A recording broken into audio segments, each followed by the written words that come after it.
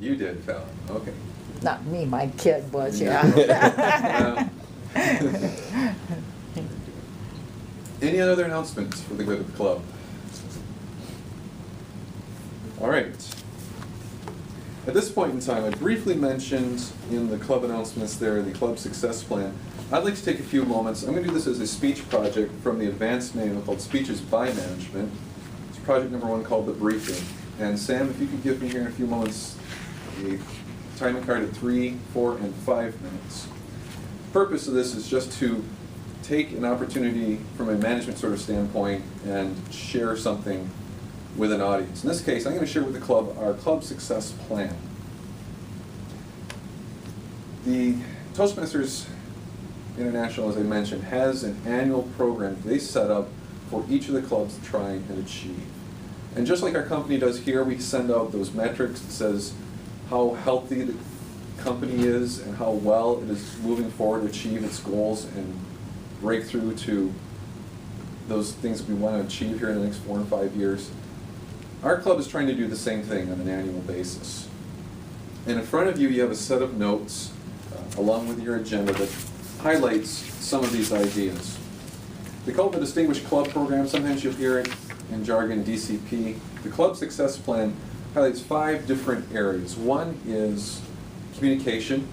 How well are our members growing in that particular award category? Are they achieving the goals? Are they giving speeches?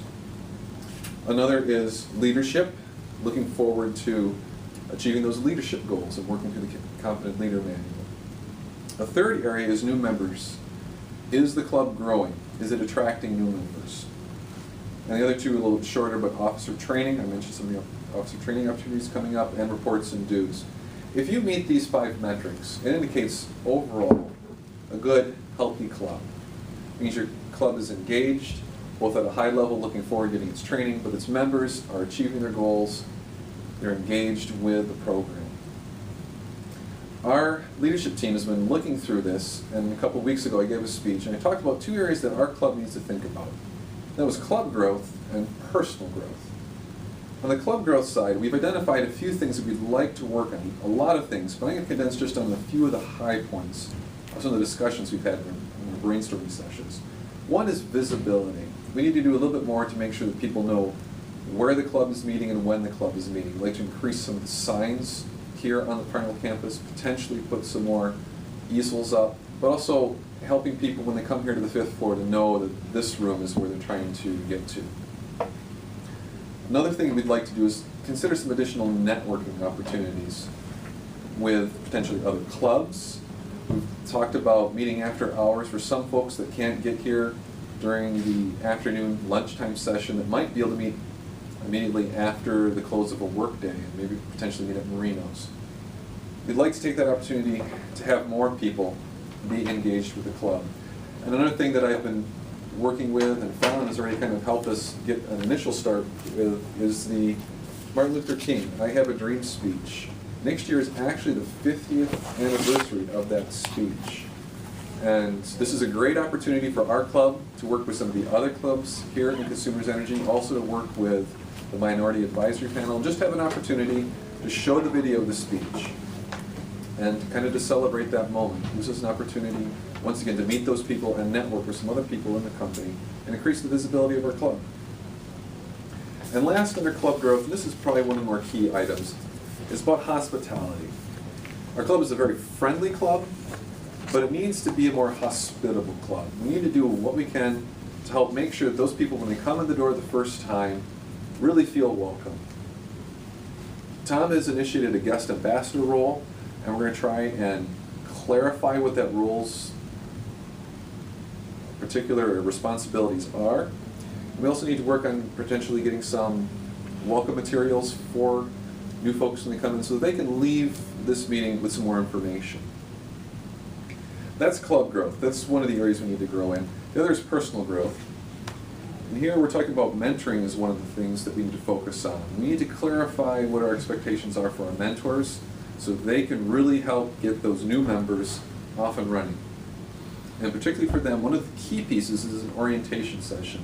We have something in place where we get together with new members, we talk with them about their goals, But we need to continue to develop that, make sure that we're getting people off and running, because once you build momentum, it's easier to sustain momentum.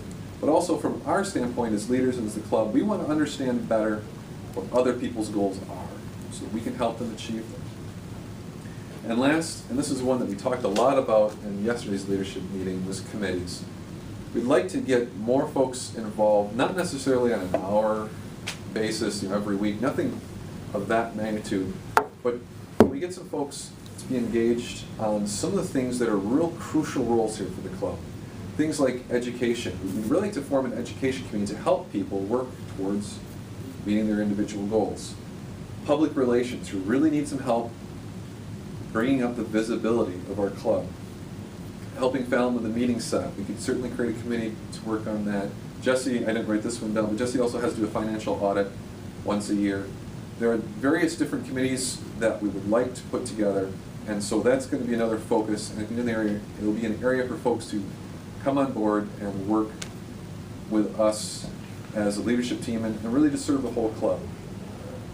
At this point, I'd like to stop and take a break here just for a minute and see if there's any questions from the club about our club success plan.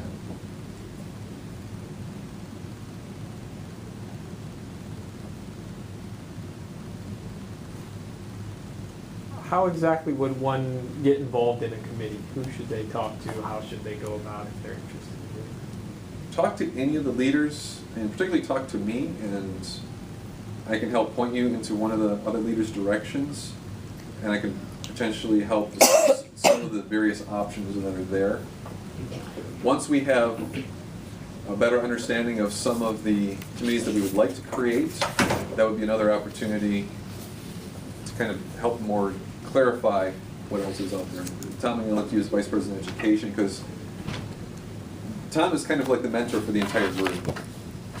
And he's going to help everybody try and achieve all those educational goals. So he's going to be in touch with what all these committees are doing. So if you would like to use that opportunity to serve on a committee for one of your leadership projects, Tom could probably also help focus you in that direction. But us two in particular, or any of the leaders, and if they can't answer the question, continue, like I say, they'll get in touch with me. Other questions on the club success plan? How do we know we're on track? It's a good question. Good. How do we know that we are on track? We have discussed several things. One of the things is we need to know what people's personal goals are. And so we discussed, can we create and write down that goal and potentially display it here at the club? That's one idea. That's a little bit more personalized. Other ways that you can tell where we are as officially on our Distinguished Club Plan, you can look into the Rising Star that Bethany is going to start doing on a quarterly basis, because we will give some information in that about who has potentially created or completed certain amounts of leadership projects or speech projects. The other place is you can actually go out to the Toastmasters.org website, look up our club number, and see where we are in meeting the official 10 metrics that Toastmasters puts out. Other questions? All right, well, thank you for the questions. Let me conclude with these two ideas. The company has been talking a lot about customer value initiative. And really, Toastmasters here is no different. Once again, we have something of value to offer people, but it's a very intangible product. We're offering leadership skills, communication skills. We're offering people the chance to practice those so that they can build in themselves confidence. So we need to do what we can to work towards these goals. And if you have anything, once again, as far as an innovative idea that's going to help the club grow to achieve those goals, bring them to our attention. Because we'd like to be able to, once again, pass that value on to anybody that comes and checks out the club. And last, initiative. Once again, on your personal level, try and take initiative to achieve your personal goals. And once again, there's plenty of opportunity to join the committees, to participate in any of these things that we're going to be doing, trying to boost our visibility, network with other clubs. There's going to be a lot of opportunity if you'd like to work towards those, meet new people, and to really develop your skills by practicing. Thank you very much for your time on listening to that. At this time, I'm going to get right into the meat of our meeting. And I'll announce our meeting team.